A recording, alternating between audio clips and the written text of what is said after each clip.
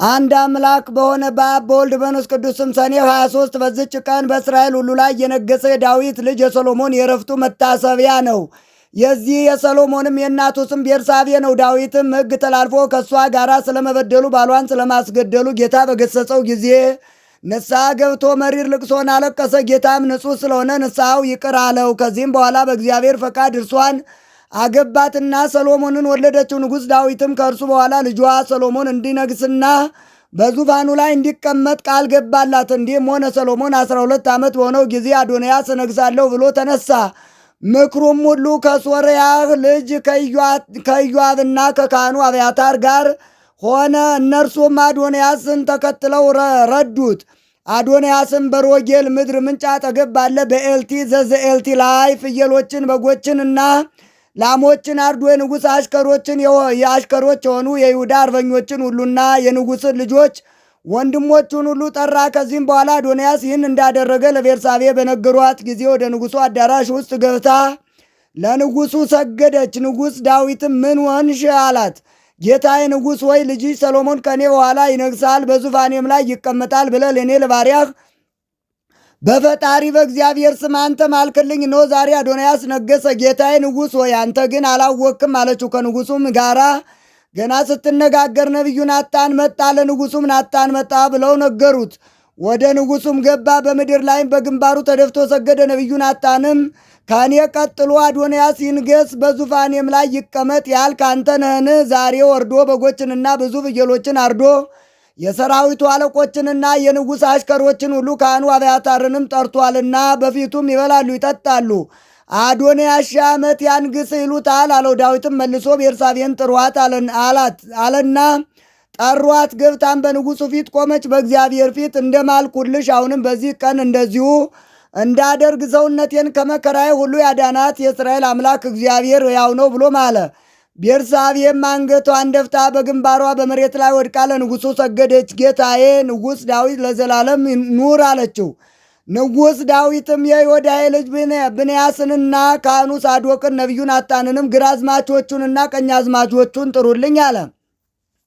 ንጉሡም ከእናንተ ጋር የጌታችሁ አሽከሮችን ይዛችሁ ልጄ ሰሎሞንም በበቅሎ ላይ አስቀምጣችሁ ወደ ግዮን አውርዱት። በዚያም ነቢዩ ናታንና ካህኑ ሳዶቅ ቀብታችሁ በእስራኤል ላይ አንግሱት አላቸው። ቀንደ መለከትም ንፉ፣ ሰሎሞን 1000 ዓመት ያንግስ በሉ። ተከትላችሁትም ውጡ፣ ገብቶም በዙፋኔ ላይ ይቀመጥ፣ እርሱም ስለ እኔ ፈንታ ይንገስ። በሁለቱ ነገድና በ10 ነገድ ይነግስ ዘንድ እኔ አዝዣለሁ። ካህኑ ሳዶቅም ከድንኳኑ ቀርነ ቀብውን ወስዶ ሰሎሞንን ቀባው፣ ቀንደ መለከትንም ነፉ። ሕዝቡም ሁሉ ሰሎሞን 1000 ዓመት ያንግስ አሉ። ሕዝቡም ሁሉ ተከትለውት ወጡ፣ ከበሮም መቱ፣ ታላቅ ደስታም አደረኩ። ከድምፃቸውም የተነሳ ምድሪቱ ተናወጸች። ሰሎሞንም በመንግሥቱ ዙፋን ተቀመጠ። የንጉሡም አሽከሮች ጌታቸው ንጉሡ ዳዊትን ሊያመሰግኑ ገቡ። እግዚአብሔር የሰሎሞንን ስም ከስምህ ይልቅ መልካም ያድርገው፣ ዙፋኑንም ከዙፋንህ ይልቅ የበለጠ ያድርገው አሉት። ንጉሡም በአልጋው ሆኖ ሰገደ፣ እንዲህም አለ። ዓይኖቼ ሲያዩ በዙፋኔ ላይ የሚቀመጥ ልጅን ለእኔ ለባሪያው ዛሬ የሰጠ የእስራኤል ፈጣሪ እግዚአብሔር ይክበር ይመስገን አለ። ዳዊትም የሚሞትበት ወራት በደረሰ ጊዜ ልጁ ሰሎሞንን እንዲህ ሲል አዘዘው። እኔ ሰው ሁሉ በሚሄድበት በሞት ጎዳና ሄዳለሁ፣ አንተ ግን ጽና፣ ብልህ ሰውም ሁን። በሕጉ ጸንተህ ትኖር ዘንድ የፈጣሪን የእግዚአብሔርን ትእዛዙን ጠብቅ። እኔ እንዳዘዝሁ እንዴት እንደምታደርግ ታውቅ ዘንድ በሙሴ ሕግ የተጻፈውን ትእዛዙንና ሕጉን ፍርዱንም ጠብቅ። ልጆችህ ሕጌን ቢጠብቁ በፊቴም በፍጹም ልቡናቸው በፍጹም ሰውነታቸው በእውነት ጸንተው ቢኖሩ ከእስራኤል ዙፋን ላይ ሰው አይጠፋብህም ብሎ እግዚአብሔር ለእኔ የነገረኝ ቃሉን ያጸና ዘንድ ጠብቅ ብሎ አዘዘው። ዳግመኛም ከኢዮአብና በሳሚ ወልደ ጌራ ላይ በቀል እንዲያደርግ አዘዘው። እነርሱ እጅግ የከፉና ብዙ ክፋት የሰሩ ነበሩና። ከዳዊት ዕረፍትም በኋላ ሰሎሞን በዚያ መሥዋዕትን ይሰዋ ዘንድ ተነስቶ ወደ ገባዖን ሄደ። ገባዖን ፈጽማ ትሰፋ ነበርና ሰሎሞንም በገባዖን በዚያው መሠዊያ ውስጥ 1000 መሥዋዕትን ሰዋ። እግዚአብሔርም ለሰሎሞን በሌሊት በሕልም ተገለጠለት። ለአንተ ሰጥ ዘንድ ልብ ያሰበውን ልመናን ለምን አለው። ሰሎሞንም በቅንነትና በእውነት በንጹሕ ልቡናም ከአንተ ጋር በፊትህ ጸንቶ እንደኖረ ከአባቴ ከዳዊት ጋር ታላቅ ቸርነትን አድርገሃል። በዝችም ቀን ልጁን በዙፋኑ ላይ ታስቀምጠው ዘንድ ይህን ታላቁን ቸርነት አጽንተለታል አለው። አሁንም በአቤቱ አንተ ፈጣሪዬ ስለ አባቴ ስለ ዳዊት ፈንታ እኔን ባሪያህን አነገስከኝ። እኔም መግቢያዬንና መውጫዬን የማላውቅ ታናሽ ብላቴና ነኝ። እኔ ባሪያህ ግን የማይቆጠር ብዙ ሕዝብ በሆነ በመረጥከው ወገን መካከል አለው። ለዚህ ለብዙ ወገን መፍረድ የሚችል የለምና ሰምቶ ለወገኖች በእውነት ፍርድን ይፈርድ ዘንድ ከክፉ ነገርም ለይቶ በጎውን ነገር ያውቅ ዘንድ ለባሪያህ እውቀትን ስጠው። ሰሎሞንም ይህንን ነገር ለምኖታልና ይህ ነገር እግዚአብሔርን በፊቱ ደስ አሰኘው። እግዚአብሔርም ይህንን ነገር ከኔ ለምናልና ለአንተ ብዙ ዘመንንና ባለጸግነትን አልለመንህምና ጠላቶችንም አጥፋልኝ ብለው አልለመንህምና ነገር ግን ፍርድ መስማትን ታውቅ ዘንድ ለምናልና እነሆ እንዳልህ አደረግኩልህ። እነሆ ከአንተ አስቀድሞ እንዳልነበረ ከአንተ በኋላም እንዳንተ ያለ እንዳይነሳ አድርጌ ብልህና አስተዋይ ልቡናን ሰጠሁህ። ሰው በመንግስቱ እንዳንተ እንዳልሆነ አድርጌ ያለመንኸኝን ባለጠግነትና ክብርንም በዘመንህ ሁሉ እሰጥሃለሁ አለው። ሰሎሞንም ከእንቅልፉ በነቃ ጊዜ እውነተኛ ሕልም እንደሆነ አወቀ። ተነስቶም ወደ ኢየሩሳሌም ሄደ። በጽዮንም በእግዚአብሔር ታቦት ሕግ አንጻር ባለ በመሠዊያው ፊት ቆሞ የሰላም መሥዋዕትን አቀረበ። ለሰዎቹና ለሰውም ታላቅ ግብዣ አደረገ። በዚያንም ጊዜ ሁለት አመንዝራ ሴቶች ወደ ንጉሡ መጥተው በፊቱ ቆሙ። አንዲቱም ሴት ጌታዬ ስማኝ፣ እኔና ይህች ሴት በአንድ ቤት እንኖራለን፣ በአንድ ቦታም ወለድን። እኔ በወለድኩ በሦስተኛው ቀን ይህች ሴት ወለደች፣ በአንድነትም እንኖራለን። በዚያም ቤት ከሁለታችን በቀር ከእኛ ጋር ማንም አልነበረም።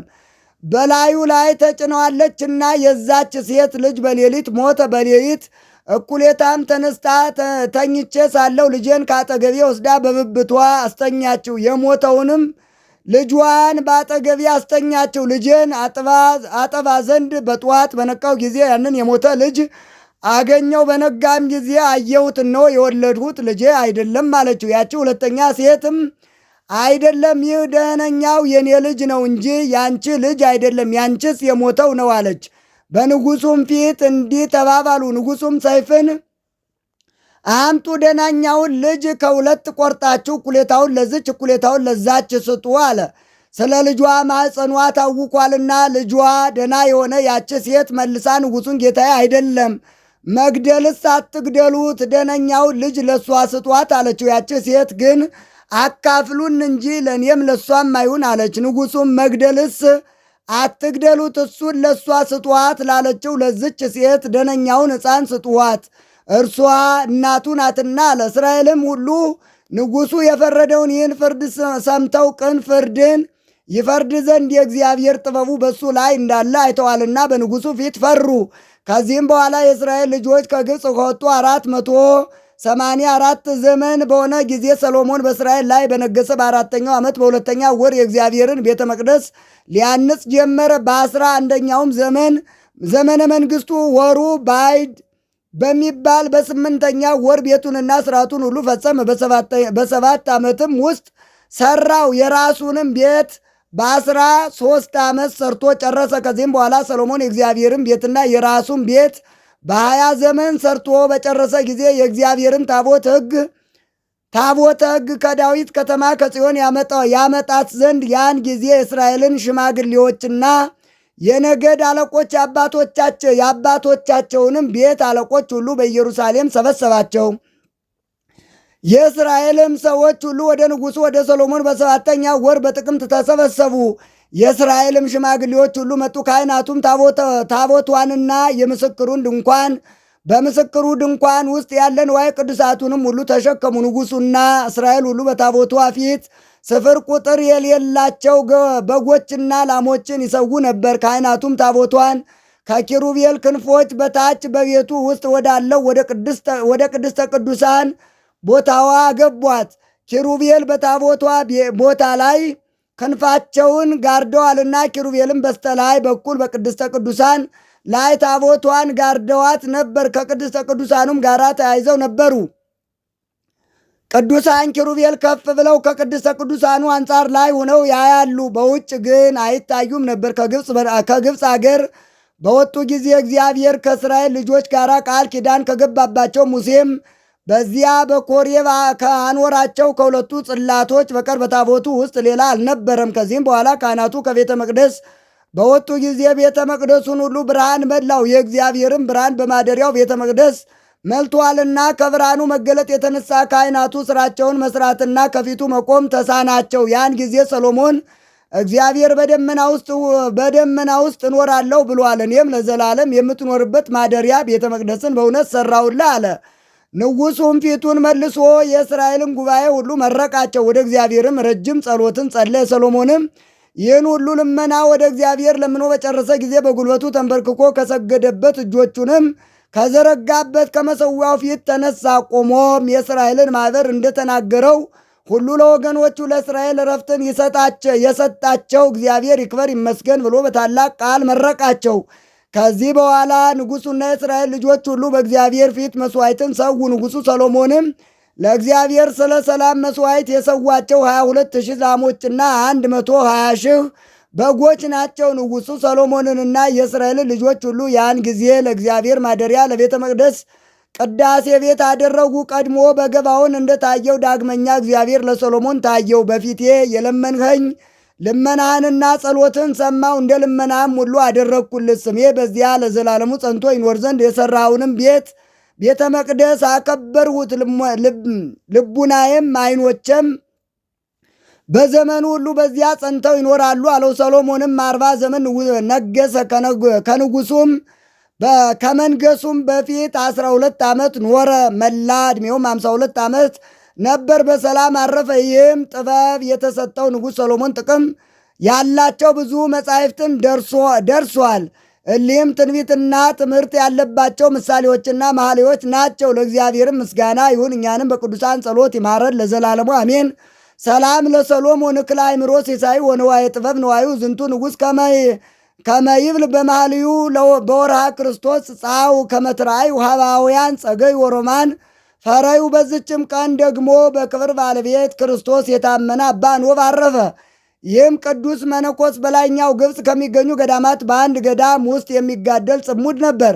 ዲዮቅልጥያኖስም ብዙዎች ሰማዕታትን ሊያሰቃይና ደማቸውን ሊያፈስ በጀመረ ጊዜ በአንዲት ቀን 80 ሰማዕታትን አቅርቦ ደማቸውን አፈሰሰ። በዚያን ጊዜ አባ ኖብን አስታወሱት። የእንዴናው ገዥ ወደሆነው ወደ አርያኖስ አቀረቡት። እርሱም ለአማልክት ዕጣን ሰዋ፣ ይህንንም የምንኩስና ልብስ ከላይ አውጥተህ ጣል አለው። አባ ኖብም ይህ ሥራ ከቶ ከኔ ዘንድ አይደረግም፣ የክብር ባለቤት ፈጣሪ ኢየሱስ ክርስቶስንም አልተወውም፣ የረከሱ ጣዖታትንም አላመልክም አለ። መኮንኑም በየራሱ በሆነ ስቃይ እጅግ አሰቃየው። ያም አባ ኖብ ክብር ይግባውና በጌታችን በኢየሱስ ክርስቶስ ኃይል ታግሶ ተቀበለ።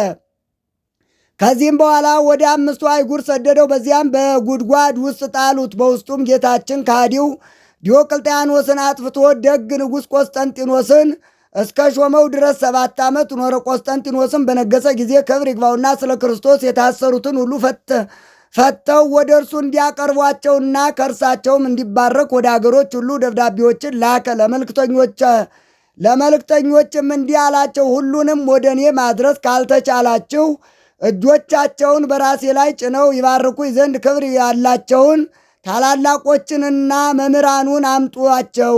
ከእነርሱም ውስጥ የታወቁ አህናክ ከተባለ አገር አባ ዘካርያስ፣ ከፊዩም መክሲሞስ ከሀገረ ድህን፣ አጋቢዮስ ከሀገረ በላኦስ አባ ኖብ ናቸው። የንጉሥ መልእክተኞችም በየአገሮቹ ሁሉ እየዞሩ የታሰሩ ቅዱሳንን ከስር ያወጧቸው ነበር። እነርሱም ደስ ይላቸው ነበር፣ የተመሰገነ እግዚአብሔርንም ያመሰግኑት ነበር፣ ይዘምሩለትም ነበር። የንጉሥ መልእክተኛም አባ ኖብን ከ5ቱ አገሮች ፈልጎ የአገሩ አንጻር ወደ ሆነችው ወደ ሀገረ በስላ ወሰደው። በዚያም የብረት ልብስ ለብሶ ተቀምጦ ነበር። የንጉሡ መልእክተኛም አገኘውና ከእርሱ ጋር ወሰደው። ወደ እንዴናውም እስከደረሱ በመርከብ ተሳፈሩ። ክርስቲያኖችም ተሰበሰቡ። ከውስጣቸውም 4 ኤጲስቆጶሳት ነበሩ። አባ ኖብንም ያለ ውዴታው ቅስና ሾሙትና የቁርባን ቅዳሴ ቀደሰ። በቅዳሴውም ፍጻሜ ቅድስት ለቅዱሳን ብሎ ጮኸ። ይህም ማለት ንጹሕና ቅዱስ የሆነ ከሥጋው ከደሙ ይቀበል ማለት ነው። በዚያን ጊዜ ክብር ይግባውና ጌታችን ኢየሱስ ክርስቶስም በመሠዊያው ላይ ተቀምጦ ንስሐ የገቡትን ኃጢአታቸውን ይቅር ሲላቸው አየው። ሥጋውንና ደሙን ካቀበላቸው በኋላ ወደ ንጉሡ ለመሄድ ተዘጋጁ። ቁጥራቸውም 72 ነበር። 37 ሰረገላም አዘጋጅተውላቸው እያንዳንዳቸው በሰረገላው ተቀመጡ። ባለፉም ጊዜ ደናግል ገዳማት ካሉበት ደረሱ። ደናግሉም ወጥተው ተቀበሏቸው። ቁጥራቸው 700 ነበር። ከእነርሱ ጋራም እስከሚሰበሰቡ በቅዱሳን ፊት ይዘምሩ ነበር። ወደ ንጉሡ ከተማም በደረሱ ጊዜ ወደ ንጉሡ ከመግባታቸው በፊት በውሃ ያጥቧቸውና አዳዲስ ልብሶችን ያለብሷቸው ጀመር። እንዲሁም ለሁሉ አደረጉ። ቅዱስ አባ ኖብ ግን አልታጠበም፣ ልብሱንም አልለወጠም። ወደ ንጉሡም በገቡ ጊዜ ከእነርሱ ቡራኬ ተቀበለ። ቁስላቸውንም ሳመ፣ እጅግም አከበራቸው። ብዙ ገንዘብም ሰጣቸው። እነርሱ ግን ለቤተ ክርስቲያን ከሚሆን ንዋየ ቅድሳት በቀር ምን አልተቀበሉም። ከዚህም በኋላ ሰላምታ ሰጥቶ ወደ የሀገራቸው በሰላም አሰናበታቸው። አባ ኖብም ወደ ቦታው ተመልሶ አረፈና ወደ ወደደው ክርስቶስ ሄደ። ለእግዚአብሔርም ምስጋና ይሁን፣ እኛንም በጸሎቱ ይማረን፣ በረከቱም ከእኛ ጋር ትኑር ለዘላለሙ አሜን። ሰላም ለኖብ ተአማኔ ዘተብዕለ ወተሎ ሰማይታት ሰማንያ ዘዲዮቅልጥያኖስ ቀተለ ወቆስጠንጢኖስ ጻድቅ በከመ አዘዘ ቃለ አስተብጽሕዎ አብያጺሁ እላለው እጉለ ሶበ ይፈቀደ ይጽብዎ ቁስለ። በዝችም ዕለት የሰማዕታት መርቆሪዎስ፣ ቶማስና ፊልጶስ መታሰቢያቸው ነው። በረከታቸው ከእኛ ጋር ትኑር ለዘላለሙ አሜን። ዛቅረብኩ ማይሌት አዘኪሬ አይላፈ ምለተ ጸምዱ ከዘልፈ ለላ ነብብ ተወከፍ ዘንዴቴ መጽሐፈ እንተረሰይ ከግዚኦ ጸሪቀ መበለት ኩፈ እምላቡ በውላን ዘተርፈ ነቢያ ቅዱሳን ዋርያት ሰባካን ሰማዕት ወጻድቃን ደናግል ወደ አዲ ወመነኮሳት የራን ባርኩ ባርኮ ጉባኤ ዛቲ መካን እስከ አረጋዊ ለይቆምኑ ሕፃን ለዘጻፎ በክርታስ ወለዛ ጻፎን ዘይደርስ ለዛ አንበቦ ወለዘ ተርጎሞ በልሳን አዲስ ወለዘ ሰማ ቃሎ በእዝነ መንፈስ በጸሎተሙ ማርያም አራቄተ ኩሉም ባይ ስቡር የማረን ኢየሱስ ክርስቶስ። ሰላም ለክሙ ጻድቃን ወሰማዕት እላይረፍክሙ በዛቲ ዕለት መዋያን ዓለም አንትሙ በብዙ ትዕግሥት ሰአሉ ቅድመ ፈጣሪ በኩሉ ሰዓት እንበለ ንስሐ ኪያነ ኢይንሣ ሞት። ሰላም ለክሙ ጻድቃነ ዛቲ ዕለት ኩልክሙ እድ አንስት በባስማቲክሙ ቅዱሳነ ሰማይ ወምድር ማይበረ ሥላሴ አንትሙ ትዝክሩነ በጸሎትክሙ በእንተ ማርያም እሙ ተማይጸነ ለክርስቶስ በሥጋው በደሙ እግዚኦ ኩነኔ ከአብ ወለንጉሥ ጽርቀ ከሊል ወልደ ንጉሥ አግር ጸራት አይተገር ያህል አገሪትን ኢትዮጵያ ለመካነነ ደብረ ቤት የለ ዓለም ዓለም አሜን።